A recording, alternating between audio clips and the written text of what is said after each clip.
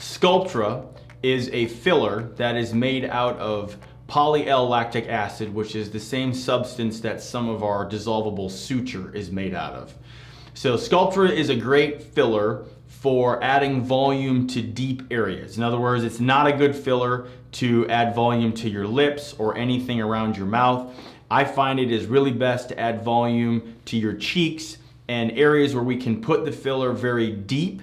And by adding volume deep, we create the change that we want on the surface. So that is, in my opinion, what Sculptra is best at. Sculptra needs to be reconstituted before we inject it. So if you do want Sculptra injected, please give us a couple days heads up, at least a 1-day heads up, so we can have the Sculptra reconstituted and ready to go before your appointment.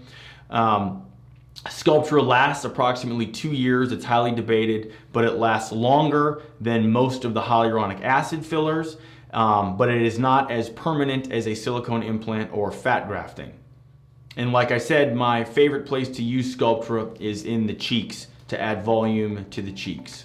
To learn more, check out our website where you can upload your photos and concerns as a virtual consult. You can also check out our price estimator to get pricing information for all the various procedures we offer.